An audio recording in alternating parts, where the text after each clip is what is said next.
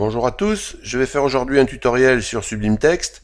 C'est le 8e tutoriel d'une playlist qui en contient 9, donc vous voyez ça touche à sa fin, et qui est dédié à Sublime Text. Alors aujourd'hui on va regarder comment travailler avec Emmet. Donc en premier lieu, on va regarder comment travailler avec les abréviations Emmet en HTML.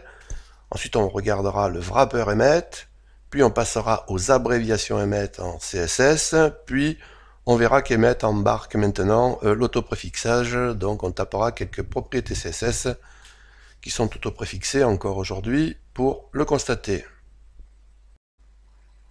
Alors nous allons lancer Sublime Text, on va faire CTRL-N, puis CTRL-S et on va enregistrer sur le bureau un fichier qu'on va appeler emmet.html.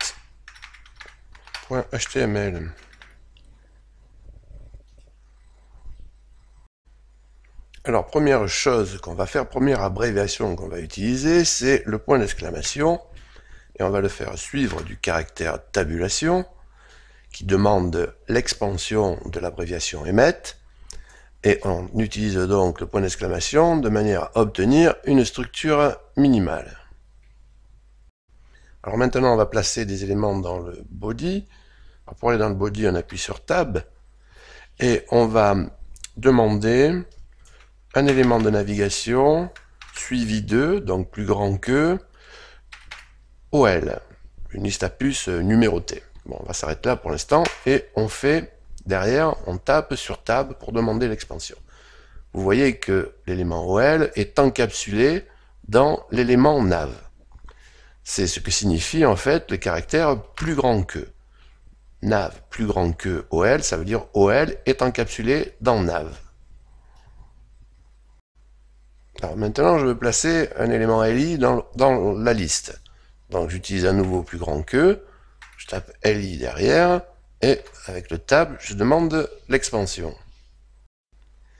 Alors évidemment, il y a bien peu de chances pour que j'ai besoin que d'un seul élément LI.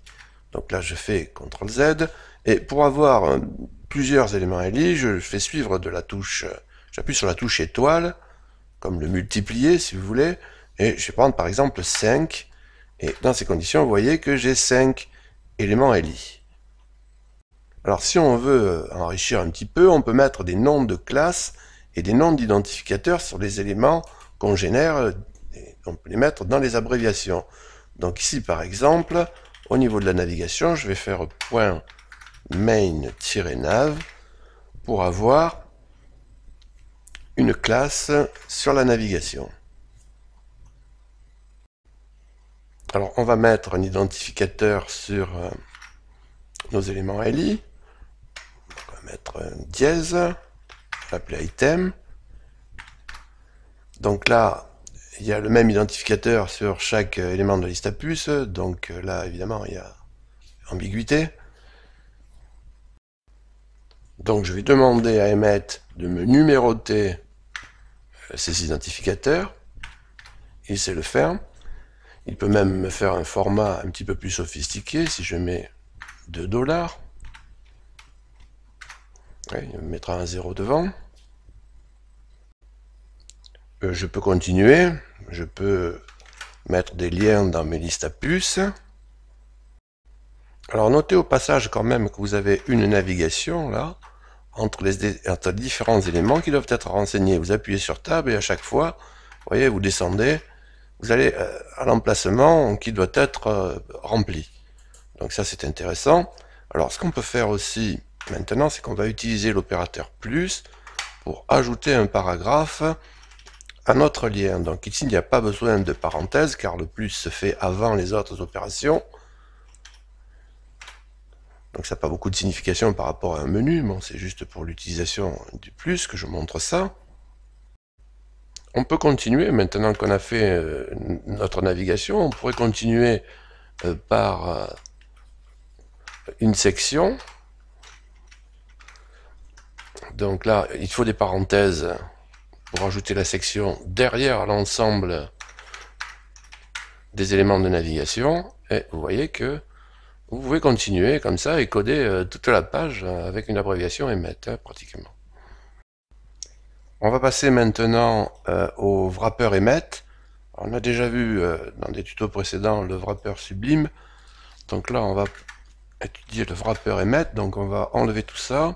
On va taper pomme, poire, orange.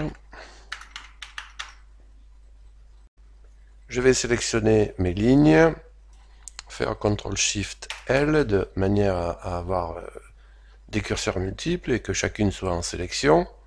Maintenant, je vais appeler le wrapper Emmet en faisant CTRL-SHIFT-G.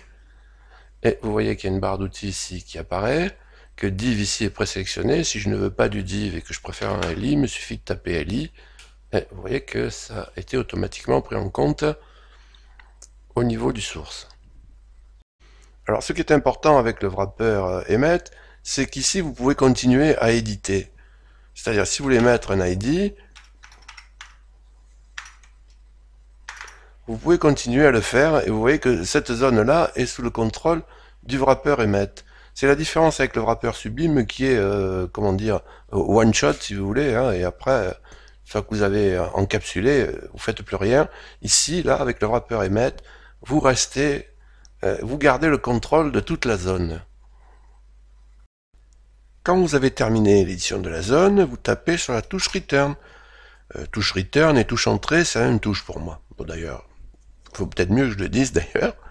Alors maintenant, si vous voulez encapsuler les éléments LI avec un élément UL, alors à ce moment-là, vous sélectionnez tous vos éléments LI, vous ne faites pas qu'une seule sélection, vous appelez le wrapper, et cette fois vous tapez UL. Donc si j'ai terminé là, je tape sur Return, et là maintenant on va regarder ce qu'on peut faire avec des abréviations Emmet en CSS. Donc pour ça, on va créer un nouveau fichier, un fichier CSS, on va le sauvegarder, on va l'appeler emmet.css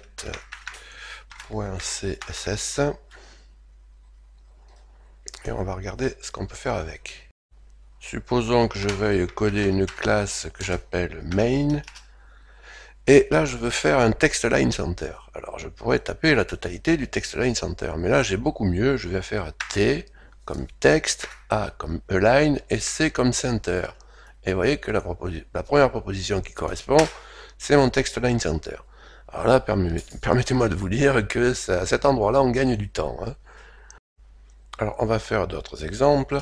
On va taper TDN pour texte décoration none. On va taper TDU, texte décoration underline. On va faire un DB pour display block. On va faire un DIB pour display inline block. On va faire un DI et là je vais aller chercher le display inline. Si maintenant on veut avoir des valeurs, par exemple pour un padding de 10 pixels, on va taper P10, tab, et on va avoir une seule valeur. On peut demander un padding de 10 pixels tiré puis de 20 pixels. On peut demander 4 valeurs, hein, un padding de 10, tiré de 15, tiré de 20, tiré de 25. Là on aura les 4 valeurs. Alors bien sûr, on peut avoir besoin d'autres unités. Par exemple, on peut taper un width de 85p pour %. On peut avoir besoin de taper un font size de 2 EM. On va juste souligner maintenant que l'auto-préfixage est pris en charge par le plugin Emmet. Donc on va faire AI comme line item. On va choisir stretch par exemple. Et vous voyez que l'autopréfixage est pris en charge. Donc c'est valable pour ça, c'est valable pour toutes les propriétés qu'il est nécessaire de préfixer au jour d'aujourd'hui. Ce tutoriel est terminé. Je vous remercie de m'avoir écouté. Alors je vous rappelle que je vous propose un quiz sur le site associé à cette chaîne. Je place un lien dans la description. C'est un quiz à faire lorsque vous aurez terminé la playlist et il est là pour vous aider à mémoriser la cinquantaine de raccourcis qu'il est nécessaire d'avoir en tête pour bien utiliser Sublime Text. Alors, prochain tuto sera consacré à la configuration des raccourcis clavier Sublime, et je vous dis à bientôt.